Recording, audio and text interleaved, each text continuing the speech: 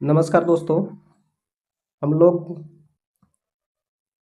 अध्ययन कर रहे थे शरीर में गति, जो कि क्लास 6 के चैप्टर नंबर 5 है, जिसमें हम लोग अध्ययन कर चुके थे कंकाल तक।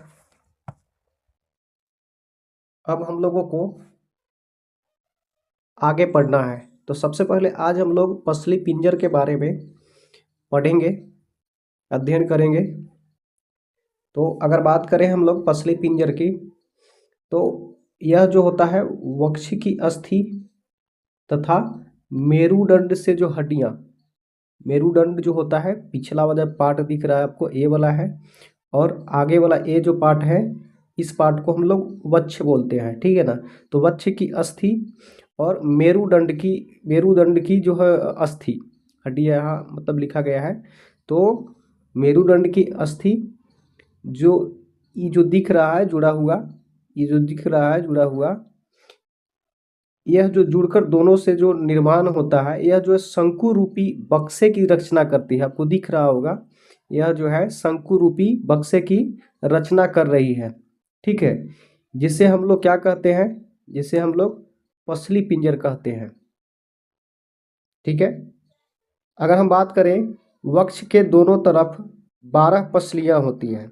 जैसे आप यहाँ पे काउंट करके देख सकते हैं, 1 2 3 4 5 6। इधर भी 6 होगा, इधर भी 6, तो कितना पसलियाँ हो गया? 12 पसलियाँ हो गया, ठीक है। तो आपको समझ में आया होगा पसली पिंजर। तो चलते हैं नेक्स्ट पॉइंट पे।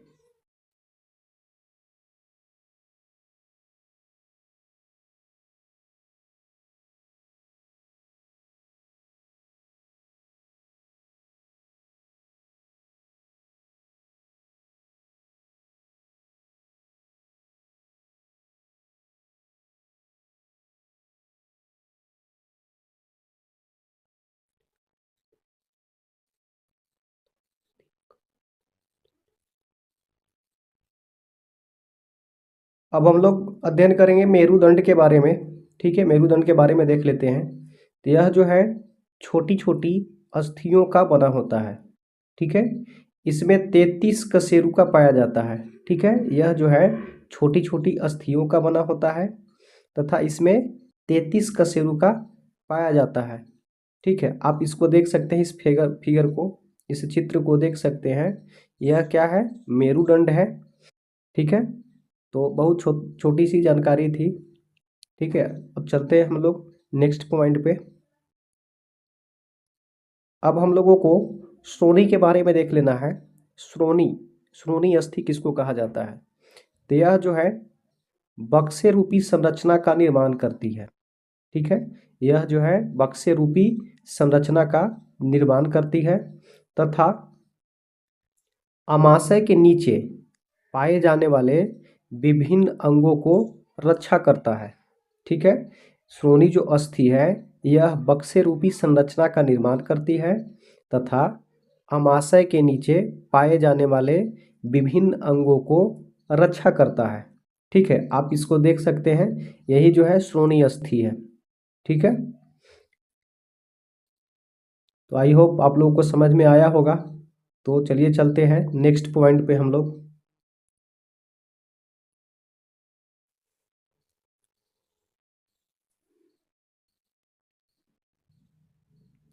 अब हम लोग देख लेते हैं मानव खोपड़ी के बारे में। तो यह जो है अनेक अस्थियों के एक दूसरे से मिलने से बनी होती है, ठीक है। यह जो है अनेक अस्थियों के एक दूसरे से मिलने से बनी होती है, ठीक है। तथा यह मस्तिष्क को परिबद्ध करके रखता है, ठीक है। यह मस्तिष्क को परिबद्ध करके, ठीक है, और उसके साथ ही सुरक्षा भी प्रदान करता है, ठीक है। जिसे क्या कहते हैं हम लोग? मानव खोपड़ी कहते हैं। फिर से देख लीजिए एक बार। यह जो है अनेक अस्थियों के एक दूसरे से मिलने से बनी होती है, ठीक है। तथा यह मस्तिष्क को परिबद्ध करके सुरक्षा प्रदान करता है। यहाँ पे आप देख सकते हैं, ये जो ज्वाइंट है, इस ज्वाइंट को हम पिछले बार पढ़े थे अचल संधि के बारे में, आप लोग पीछे के वीडियो में देखे होंगे। तो यह जो है अस्थियों का ज्वाइंट होता है, इसमें बहुत सारा मतलब कि इसमें हड्डी जो है मिलकर बना होता है, ठीक है, अस्थि मिलकर बना होता है, जिसे हम लोग क्या कहते हैं, मानव खोपड़ी कहते हैं। इसका कार्य यही है कि मस्तिष्क को परिबद्ध करके रखता है तथा उसको सुरक्षा प्रदान करता है। ठीक है, समझ में आया होगा। चलते हैं हम लोग नेक्स्ट बिंदु पे। अब हम लोग देख लेते हैं उपास्थि के बारे में। ठीक है, तो कंकाल के अतिरिक्त मानव शरीर में कुछ और अंग भी पाए जाते हैं जो अस्थियों के जैसा कठोर नहीं होते हैं। ठीक है, कंकाल के अतिरिक्त मानव शरीर में कुछ और अंग भी हैं, उपस्थित होते हैं जो अस्थियों के जैसा कठोर नहीं होते हैं। इसे आप मोड़ भी सकते हैं। ठीक है, उन्हें क्या कहते हैं, उपास्थि कहते हैं। जैसे कि कान की अस्थि तथा नाक की अस्थि। आप नीचे आप देख सकते हैं, कान को आसानी से मोड़ सकते हैं आप, इसमें अस्थि नहीं उपास्थि होता है इसलिए। ठीक है, अगर नाक की बात करें हम तो जो आगे वाला जो दिख रहा है, ये वाला पार्ट, ये वाला पार्ट क्या होता है, उपास्थि होता है। आप इस वाले पार्ट को आसानी से इधर उधर घुमा सकते हैं, मोड़ सकते हैं। ठीक है, लेकिन इधर वाला पार्ट को आप इधर वाला पार्ट को नहीं घुमा सकते, यहाँ से अस्थि स्टार्ट हो जाता है और यहाँ से आगे जो है यह जो उपास्थि होता है, जिसे आप आसानी से इधर उधर कर सकते हैं। ठीक है, समझ में आया होगा आप लोगों को।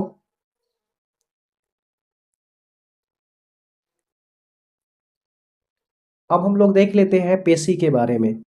ठीक है, पेशी किसको कहा जाता है, यह जो है संकुचित अवस्था में उभर जाती है। आप देख सकते हैं संकुचित मतलब कि संकुचित अवस्था जब होता है तो यह क्या होता है, उभर जाता है।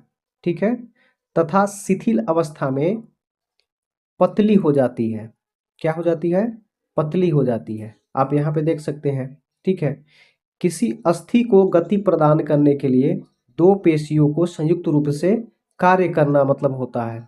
किसी अस्थि को गति प्रदान करने के लिए दो पेशियां संयुक्त रूप से कार्य करती है। यह जो फिगर है एनसीईआरटी का लिया, एनसीईआरटी से लिया गया है।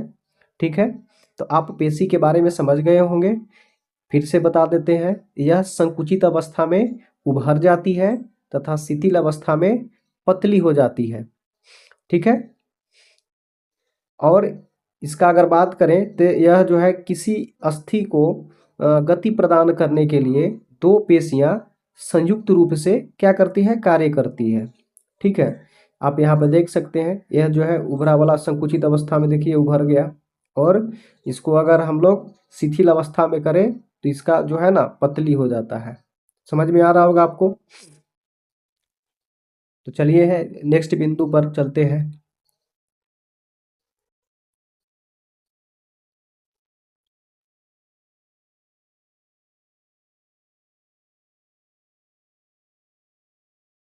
अब हम लोग देख लेते हैं, एक पुस्तक है गेट ऑफ एनिमल्स। ठीक है, क्या है पुस्तक, गेट ऑफ एनिमल्स नामक पुस्तक के जो लेखक हैं प्रसिद्ध ग्रीक दार्शनिक अरस्तु हैं। ये है अरस्तु साहब का फोटो। ठीक है, इनका बुक का नाम क्या था, गेट ऑफ एनिमल्स। ठीक है, गेट ऑफ एनिमल्स नामक पुस्तक किसने लिखा, तो अरस्तु ने लिखा था। ठीक है,